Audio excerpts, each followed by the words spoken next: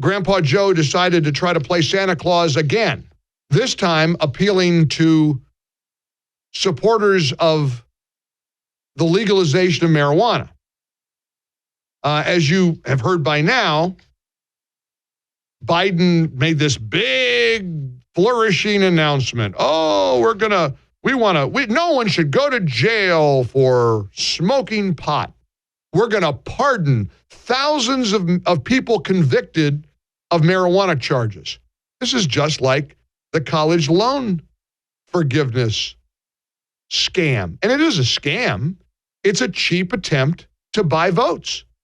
All it is trying to appease. You think it's a coincidence that 32 days before the big red wave election of 2022, Biden is trying to trick Republicans into saying, well, it's a good idea. No Republicans should take the bait. Some did. It's too bad. I saw this South Carolina Congresswoman, Nancy Mace. She took the bait big time, and she produced the headline, unwittingly, she produced the headline that Biden wanted. Biden wants voters who are not plugged in to the day-to-day shenanigans of the left, who are worried about crime, the economy, open borders, the disastrous state of America right now.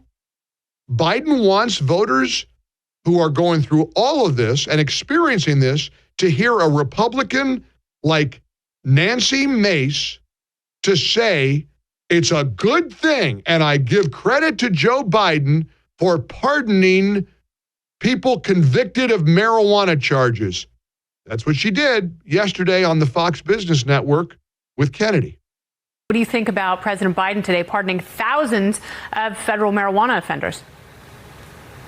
Well, I want to give credit where credit is due. I don't always agree with the Biden administration. I've been very vocal about that. But this is a step in the right direction. The president wants to pardon people for very simple possession of nonviolent cannabis offenders at the federal level. And he wants to encourage our governors across the country to do the same. And I think that's a great first step. I have a bill that we've talked about, Kennedy, called the States Reform Act. And that is one piece of the puzzle to addressing cannabis in this country, but there's more to do. This is a multi-billion-dollar industry that needs regulation, that needs to be have some guardrails to ensure that we're not selling marijuana or cannabis to kids and our youth, and to ensure that also those that need it for medical reasons, like our veterans that have PTSD when they come home from war, can get medical care that isn't going to get them addicted to very dangerous opioids. And we have an opioid crisis in our country. And so I applaud the president. I'm going to give credit where credit is due and agree with him on this position today.